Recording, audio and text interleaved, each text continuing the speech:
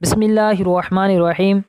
आज कल corona virus से बचाव के लिए काफ़ी लोग सैनिटाइज़र इस्तेमाल कर रहे हैं और मार्केट के अंदर ऐसे सैनिटाइज़र मौजूद हैं कि जिनके अंदर 60% अल्कोहल शामिल होती है। तो सवाल होता है कि ये अल्कोहल वाले सैनिटाइज़र इस्तेमाल क्या कर सकते हैं, करना जायज़ है? तो देखें, मार्केट के अंदर ऐसे सैनिटाइज़र मौजूद हैं कि जो अल्कोहल से पाक होते हैं। नॉन अल्कोहलिक सैनिटाइज़र होते हैं, उनके अंदर अल्कोहल शामिल नहीं होती। तो ज़्यादा बेहतर और मुनासिब यही है कि ऐसे सैनिटाइज़र इस्तेमाल किए जाएं कि जिनके अंदर अल्कोहल शामिल ना हो। बहरहाल फ़ी ज़माना अगर कोई अल्कोहलिक सैनिटाइज़र इस्तेमाल करते हैं, ऐसे सैनिटाइज़र कि जिनके अंदर अल्कोहल शामिल होती है, वो इस्तेमाल करते हैं, तो वो भी बिल्कुल जायज़ है।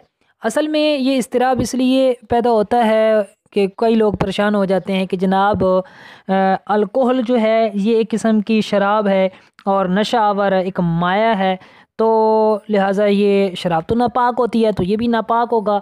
जब ये नापाक है तो इसका इस्तेमाल शायद शरन जायज़ ना हो। तो देखें, आम तौर पर चीज़ों के अंदर जिस अल्कोहल का इस्तेमाल किया जाता है वो अंगूर या शराब से नहीं बनाई जाती, बल्कि दीगर चीज़ों से, जैसे कि गन्ना है, जौ, गंदम, मकाई, अंजीर वग़ैरह जो नशास्तादार चीज़ें हैं, इनसे अल्कोहल तैयार की जाती है। और इन चीज़ों से जो अल्कोहल बनाई जाए वो पाक है या नापाक है, इसमें हमारे आइम्मा की आरा मुख्तलिफ हैं।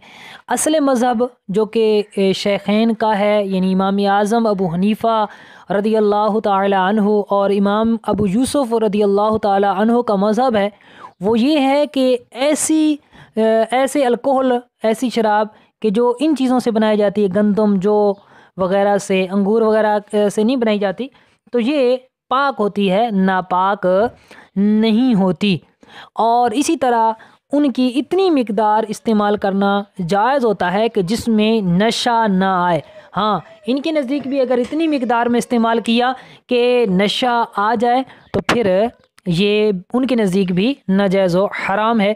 जबकि इमाम मुहम्मद रहमतुल्लाह ताला अलैह का मज़हब ये है कि इस तरह की जितनी भी शराबें हैं, इनसे अगरचे अल्कोहल बन रहा है दीगर चीज़ों से, इसका हर कतरा हराम है, नापाक है, और वो इसको नापाक करार देते हैं। और हमारे मशाइख ने और फ़ुक़हा कराम ने सद्दे ज़राए के लिए इमाम मुहम्मद के कौल पर फतवा दिया ताकि मुफासिद का, बुराइयों का दरवाज़ा सिरे से ही बंद हो जाए। और यही दीन और मसलहत का तकाज़ा है कि इसी के मुताबिक फतवा दिया जाए।